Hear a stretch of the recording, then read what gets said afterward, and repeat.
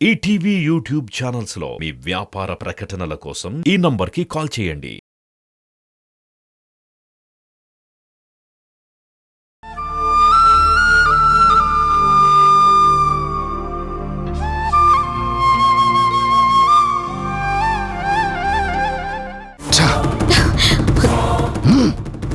ఆగు. నాకు సమాధానం చెప్పకుండా ఒక్క అడుగు కూడా ముందుకు వేయనివ్వను. నీకు తోచినట్టు నీ నోటికొచ్చినట్టు అరవడం కాదు, నాకు సమాధానం చెప్పి అప్పుడు కదులు. నువ్వు నన్ను ద్వేషిస్తున్నావు. అప్పుడే కాదు, ఎప్పటినుంచో నీలో ద్వేషం పాతుకుపోయిందని నాకు బాగా తెలుసు.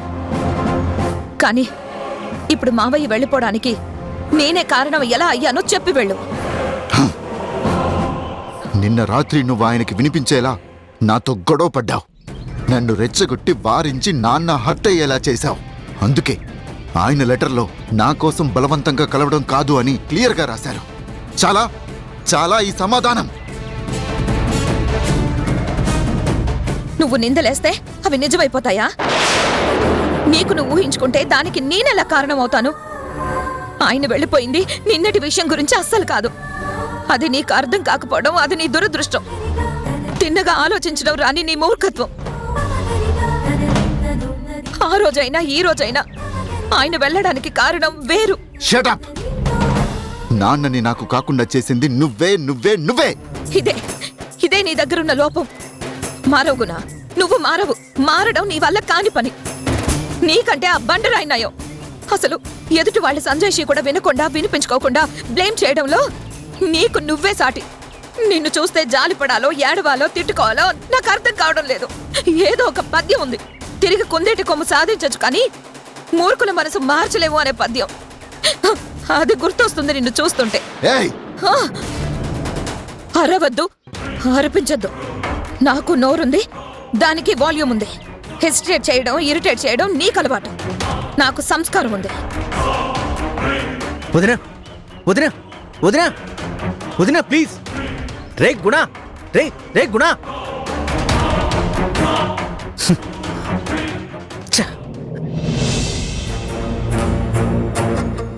తమ్ముడు, నాన్న జాడ ఏమన్నా తెలిసిందా? హాస్పిటల్ నుండి ఎందుకు వెళ్ళిపోయాడు? ఏమన్నా తెలుసుకున్నావా? సిటీలో వెతికించావా? అసలు ఏం జరిగిందని నాన్న వెళ్ళిపోయాడ్రా? పోనీ ధీరజ్కి ఫోన్ చేసావా? వెతకమని చెప్పావా?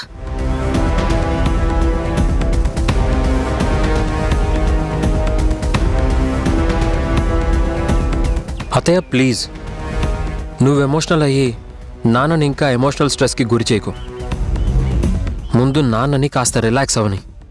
Give him a little space. నాన్న, నువ్వు కాసేపు రిలాక్స్ అవ్వు. వర్రీ కావద్దు. Everything will be fine. అది కాదురా. ఎవరు డిస్టర్బ్ చేయొద్దు. వెళ్ళొత్తా. ముందు నువ్వు లోపలికి వెళ్ళు.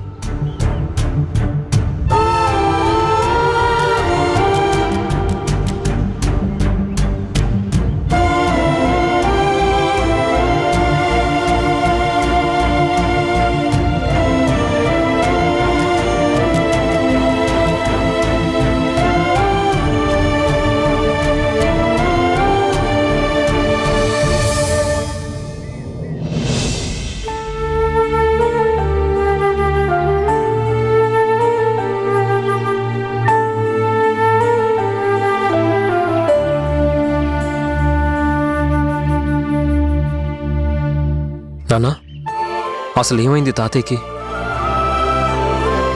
నాన్న కనిపించాడని సంతోషపడ్డాను, నాన్న కనిపించాడని సంబరపడ్డాను. కానీ అన్ని తుడిచిపెట్టుకుపోయాయిరా. నా నమ్మకం నన్ను వెక్కిరించింది. ఆశపడి మోసపోయాను. అప్పుడు ఇప్పుడు నాన్న దూరం కావడానికి ఒక్కరే కారణం. ఎస్, ఒక్కటే కారణం. ఏంటా ఒక్కటి? ఎవరా ఒక్కరు?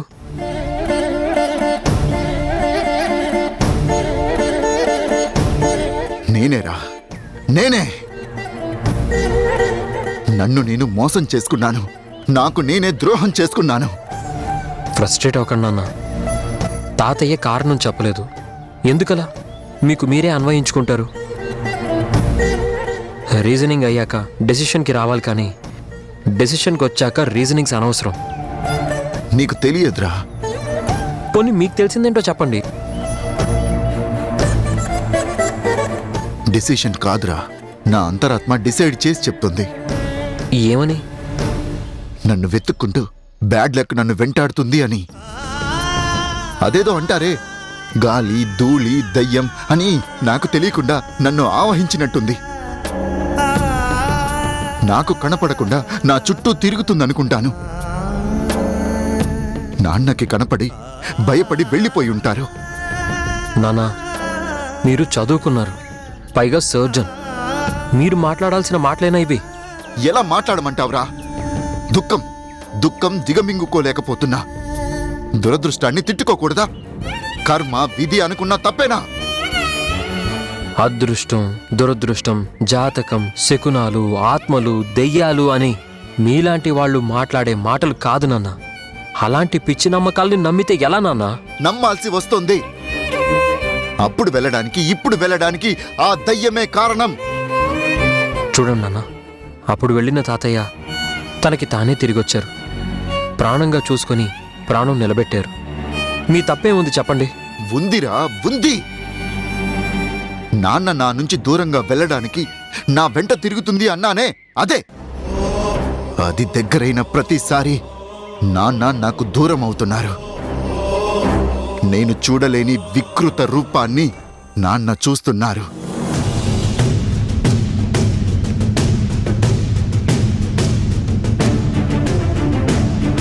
అదంతా నీ భ్రమ నాన్న. భ్రమ? ఎస్, మనం మన లైఫ్లో చాలా అజ్యూమ్ చేసుకుంటాం. ఇలా అవుతుందనో, అలా అవ్వచ్చనో, అయితే లక్ అంటారు, లేకపోతే బ్యాడ్ లక్ అనుకుంటారు. అదంతా ఒక ఫీల్ నాన్న. ఒక భ్రమ సక్సెస్ అయితే మన టాలెంట్, ఫెయిల్ అయితే అవతల వాళ్ళ తప్పు. అలా ఎవరినో దూషించడం, ద్వేషించడం ఒక రకమైన బలహీనత. అందులో ఫిక్స్ అయిపోయిన తర్వాత వాస్తవం మనం తెలుసుకునే ప్రయత్నం మానేస్తాం. మన ఊహే నిజం, మనం అనుకున్నదే నిజమైందని భావిస్తాం. ఆ అభిప్రాయానికి స్టిక్ అవుతాం, అంతే. ఇంకా ఫ్రేమ్లో ఫిక్స్ అయిపోయి ఎటూ చూడడం, ఏమీ ఆలోచించం, ఏమీ అన్వేషణ చెయ్యం. అది నీలాంటి ట్రూ జెంటిల్మెన్ చెయ్యాల్సిన పని కాదు నాన్న. నా జడ్జిమెంట్ తప్పంటావా? అభిప్రాయం తప్పైనప్పుడు అది తప్పే అవుతుంది కదా. పిల్లాడివిరా, నీకు అనుభవం లేదు. మెదడు పని చేయడానికి, ఆలోచించడానికి వయసుకి సంబంధం లేదు నాన్న. 8 నెలల పాప ఏ అనుభవంతో ప్రపంచంలో ఉన్న అన్ని దేశాల ఫ్లాగ్స్ ఐడెంటిఫై చేస్తుందంటావు? అయితే నువ్వు నన్ను సమర్థించను అంటావు. ఎవరో సమర్థించినంత మాత్రాన నీ వాదన రైటు, నువ్వు కరెక్టు అయిపోవు. ముందు ఈ ఆర్గ్యుమెంట్స్, క్వశ్చన్స్, ఆన్సర్స్, ఇప్పుడు తీసుకున్న డెసిషన్స్ అన్నీ పక్కన పెట్టండి. నిదానంగా, కూల్గా తాతయ్య రాకపోకల గురించి ఆలోచించండి. వెతకండి అన్న, వెతికించండి. లేకపోతే మీకు ఆయన కోరిక, ఇష్టం తెలిస్తే దానికోసం ఆయన తృప్తి పడేలా ప్రవర్తించండి. దోషం దయ్యాలది, భూతాలది అని వేలు చూపించి తోసేయడం కాదు. మీలో మీరు వెతుక్కోండి, కారణం తెలుసుకోండి.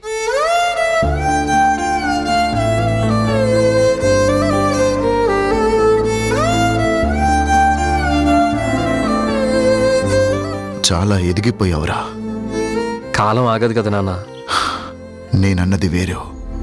నాకు అర్థమైంది, కానీ దేన్నైనా ఎలా అయినా అన్వయించుకోవచ్చు. మీకు అర్థమైందా?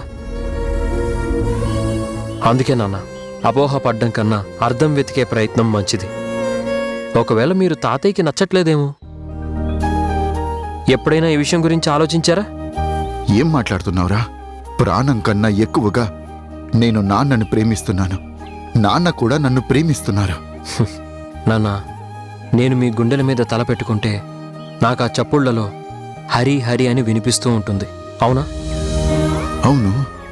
మొన్న మీ నాన్నకి మీరు వైద్యం చేసినప్పుడు ఆ గుండె శబ్దాల్లో ఏం విన్నారు? ఆ గుండె లోతుల్లో ఏం చూశారు? నరనరాల్లో భావం జీర్ణించుకుపోయింది. అణువులో ఉన్నావంటారే, అవన్నీ ఏంటి? వాటికి ఏమైనా మీటర్స్ ఉన్నాయా? చూడగలమా? కొలవగలమా? అది ఒక ఫీల్. మీరు మీ నాన్న హార్ట్ బీట్ చూశారు, కానీ అదేం కోరుకుంటుందో వినలేదు. పల్స్ రేట్ చూస్తున్నారు, జీర్ణించుకుపోయిన భావన ఏదైనా చదవగలిగారా? ఏ బ్లడ్ రిపోర్ట్లో అయినా వచ్చిందా? మనం ఫిక్స్ అయ్యి అవతల వాళ్ళ సాటిస్ఫాక్షన్ మన సాటిస్ఫాక్షన్ కోసం అనుకునే మాటలే తప్ప వాస్తవాలు కాదు.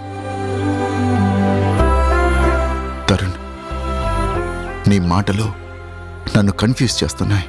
కాన్సన్ట్రేషన్ చేయండి, అర్థమవుతుంది. ప్రాణం కాపాడిన నిన్ను ప్రాణంగా చూసే మనిషి ఎందుకు వదిలి దూరంగా వెళ్ళాడు? ఒంటరిగా లోతుగా మీరన్న అంతరాత్మతో చర్చించండి. మనస్సులో ఉన్న ప్రెజెంట్ డెసిషన్స్ని పక్కన పెట్టి ఫ్రెష్ మైండ్తో ఫ్రెష్గా ఆలోచించండి.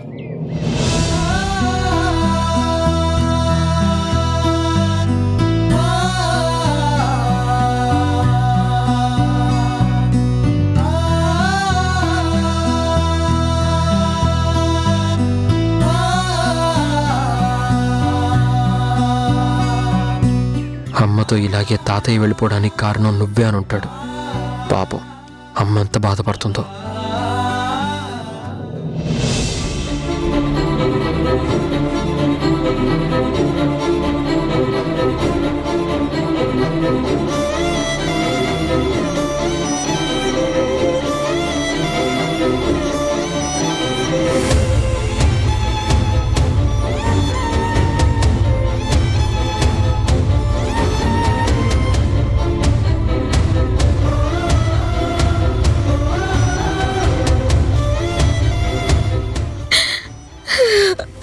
ఏమైంది జనని?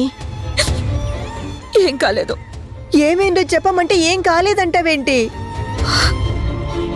ఏమైందమ్మా?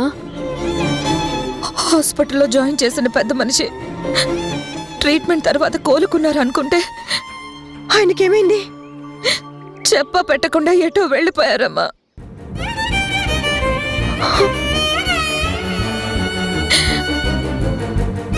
ఆయన వెళ్ళిపోతే నువ్వెందుకమ్మా ఏడవడం? ఇవాళ కాకపోతే రేపైనా హాస్పిటల్ నుంచి వెళ్లాల్సిన మనిషేగా. ఆయన వెళ్ళొచ్చు, ఆ నింద నా మీద పడింది. నింద నీ మీద పట్టవేంటి? నువ్వేమన్నా యోగా తప్పుగా చేయించావన్నారా? అసలు యోగా చేయించేదాకా ఎక్కడొచ్చారు? మరి నీ మీద నిందేసింది ఎవరు? ఇంకెవరు? ఆ సర్జరీ చేసిన డాక్టర్. ఆయన అలా వెళ్ళడానికి కారణం నువ్వే. రాత్రి నువ్వే ఆయన పక్కనున్నావు. నువ్వు వెళ్ళగానే ఆయన వెళ్ళిపోయారని నన్ను కార్నర్ చేసి నానా మాటలన్నారు.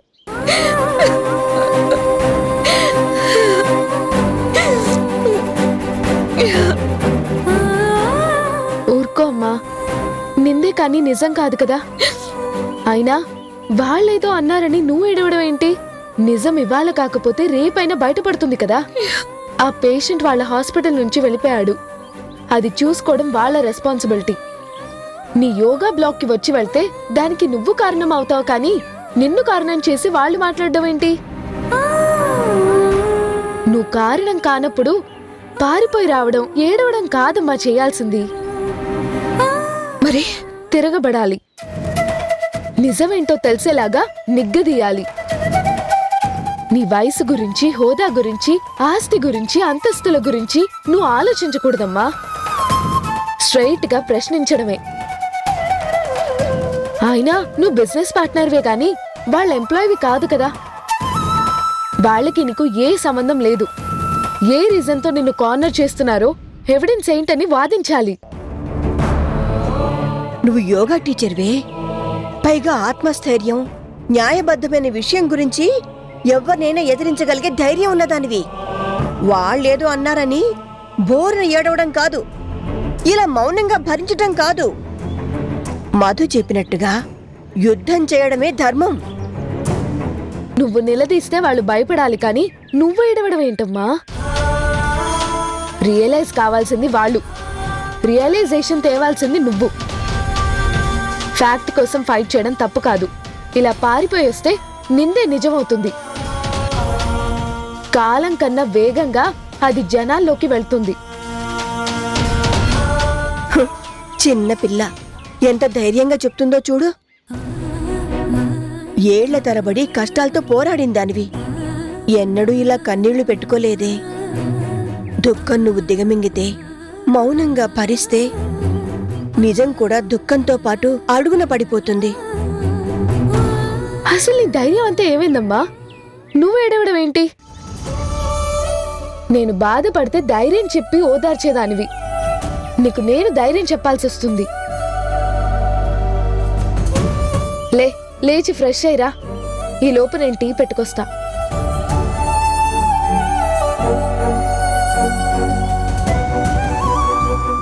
ఏంటో ఈ మధ్య నువ్వు ప్రతి చిన్నదానికి బెంబేలు పడిపోతున్నావే.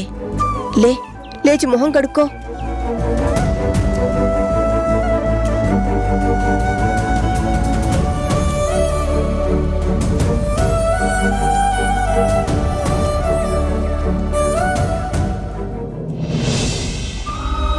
లేకపోతే మీకు ఆయన కోరిక ఇష్టం తెలిస్తే దానికోసం ఆయన తృప్తి పడేలా ప్రవర్తించండి.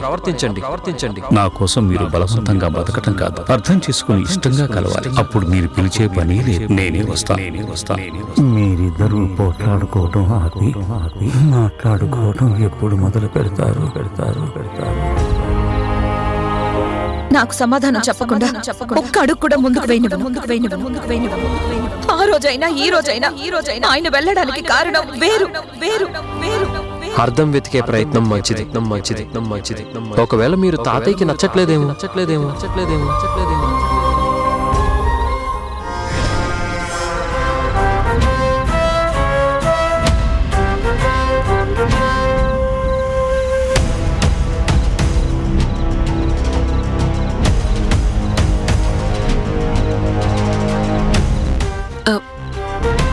నాన్న గురించి బాధపడుతున్నావా తమ్ముడు? పదే గుర్తుకొస్తున్నాడక్కా. నీకు నాకు ఆయన మీద ఉన్న ప్రేమలో ఒక్క వంతు నాన్నకి మన మీదున్నా ఇలా ఎందుకు వెళ్తాడ్రా? అదేంటక్కా, నాన్నకు ప్రేమ లేకపోవడం ఏంటి? ఉంటే ఇన్నాళ్ళెందుకు అజ్ఞాతంలోకి వెళ్తాడు? ఇప్పుడొచ్చి ప్రాణం కాపాడుకొని తిరిగి ఎందుకు వెళ్తాడు? నాకు నాన్నలా వెళ్ళిపోవడం చాలా బాధగా ఉందిరా. ఏంటో దొరికిందనుకున్న సంతోషం క్షణంలో మాయమైపోయింది. నాన్నకెందుకురా మన మీద ఇంత కక్ష? లేకపోతే ఎందుకురా ఇలా మన మనసులకి గాయం చేసి బాధ మిగిల్చి వెళ్ళడం? అంటే తనకేమన్నా బాధ ఉందేమో, ఆ బాధకి కారణం నేనేనేమో అనిపిస్తుంది. నువ్వు కారణమవడమేంట్రా? వయసు మీద పడినా ఒక చాదస్తం. అవును, నాన్నకి హార్ట్ ప్రాబ్లమేనా, ఇంకేదైనా మెంటల్ డిస్టర్బెన్స్ ఉందా? చచ్చా, నాన్నకి టెస్టులన్నీ చేశాం, ఆరోగ్యం బ్రహ్మాండంగా ఉంది. ఆయనకి బ్రహ్మాండంగానే ఉంది. నిన్ను నన్ను ఇలా బాధ పెట్టడమేంటో నాకే అర్థం కావడం లేదు. నువ్వు దిగులు పడకు కూడా, మళ్ళీ ఎప్పుడో అప్పుడు బుద్ధి పుట్టి వస్తాళ్లే. నువ్వు ధైర్యంగా ఉండు. వీడు కాస్త సెటిల్ అయినట్టున్నాడు. అరే తమ్ముడు, నేను మాట చెప్తాను కానీ తప్పుగా అనుకోకే. నేను నిన్ను తప్పుగా అనుకోవడం ఏంటక్కా? చెప్పాలనుకున్నదేంటో చెప్పు. ఏం లేదురా, ఈసారి నాన్న కనిపించగానే ఎందుకైనా మంచిది మనిద్దరి పేరున వీలునామా రాయించరా?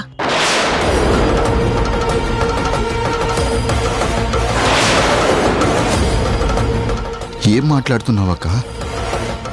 నేనేం తప్పు మాట్లాడనురా? ఉన్న సిచ్యువేషన్ ఏంటి? నువ్విచ్చే సజెషన్స్ ఏంటి? తమ్ముడు, సిచ్యువేషన్స్ ని బట్టే డెసిషన్స్ ఉంటాయిరా. ఆస్తులు కూడబెట్టుకోవడం కన్నా నిలబెట్టుకోవడమే కష్టం. నాన్న కష్టార్జితం వారసులం మనం కదా. రేపు మనకు కాకుండా అది పరాయి పాలు అయిపోతే? నేను నాన్న కనపడకుండా పోయాడని బాధపడుతుంటే నువ్వు ఆస్తులు కాపాడుకోవాలి అంటావేంటి? ఇన్నేళ్లు కనబడకుండా పోలేదా? శ్రమపడ్డం మానేశావా? సంపాదించుకోవడం మానేశావా? అక్క, నువ్వు చెప్పేది నాకు అర్థం కావడం లేదు. ప్రాక్టికల్ గా ఉండరా? అది నాలా ఉన్న వాళ్ళకి అర్థమవుతుంది. ఈ ఎమోషన్స్, రిలేషన్స్ ఇవన్నీ ఉండాల్సిందే. వాటితో పాటు బాధ్యతలు, హక్కులు. నాన్న మన దగ్గరుంటే ప్రేమగా చూడ్డం మన బాధ్యత. ఆస్తి మనకివ్వడం మనం పొందటం అది మన హక్కు. నీ కష్టార్జితం నీది, మరి నాన్న కష్టార్జితం ఇద్దరికీ చెందాలి కదరా. నీకంటే నీ సంపాదన, నీ ఆస్తి, నీ కష్టార్జితం అనేది నీకుంది. మరి నాకేముందిరా? నాన్న ఆస్తిలో భాగం ఇస్తేనే కదరా. ఒరేయ్, ఆ స్థిరం లేని మనిషి మనసులో ఏదో ఆలోచనొచ్చి ఉచితంగా ఎవరికైనా దారాదత్తం చేసేస్తే ఈ ఆస్తంతా అపాత్రదానం అయిపోతుందిరా. చూడు, రక్తం పంచుకు పుట్టిన వారసులం మనం ఉండగా అన్యాక్రాంతం అవడం ఏం బాగుంటుందిరా? కష్టాల్లో మనం, కష్టార్జితం వేరే వాళ్ళకా? అసలు నాన్నొచ్చాడు అని నువ్వు నాకు చెప్పినప్పుడే నేనొచ్చి నాన్నతో మాట్లాడి ఒప్పించి సెటిల్ చేసేద్దాం అనుకున్నాను. కానీ తర్వాత అటాక్. హాస్పిటల్లో ఉన్నారని చెప్పి వచ్చి చూశాక ఆయన ఆరోగ్యం కుదుట పడ్డాక మంచి చెడ్డ మాట్లాడుకుందాం అనుకున్నా. కానీ అంతలోనే వెళ్ళిపోయాడు. వద్దక్క, మళ్ళీ మళ్ళీ అలా అనకు. నాకు ఏదోలా ఉంది. నేనేం తప్పుగా అండం లేదురా, తప్పు చేయమనడం లేదు. ఈసారి నాన్న వస్తే సరే అక్క, చూద్దాంలే. చూద్దాం అని కాదు, చేద్దాము అను. అక్క, ముందు నాన్న రాని అక్క. వచ్చాకేరా ఇవన్నీ అడగమనేది. అలాగేలే. ఇదిగో, ఇబ్బంది పెట్టేలా ఏమైనా మాట్లాడానా తమ్ముడు? ఏం లేదులే అక్క, నువ్వు వెళ్ళు.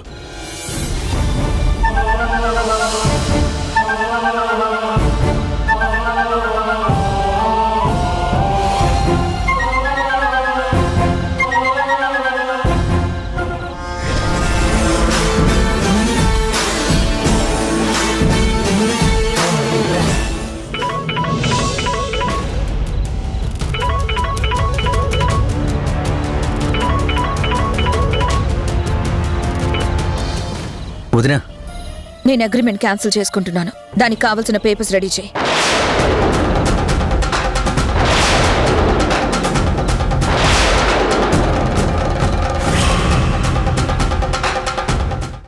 ఈ ఇల్లు అమ్మేద్దాం అనుకుంటున్నాను. జననీతో మీకున్న ప్రాబ్లం ఏంటి? అగ్రిమెంట్ క్యాన్సిల్ చేసుకుంటానని, నష్టపరిహారం కట్టడం కోసం తనుంటున్న ఇల్లు అమ్మాలని డిసైడ్ చేసుకుంది.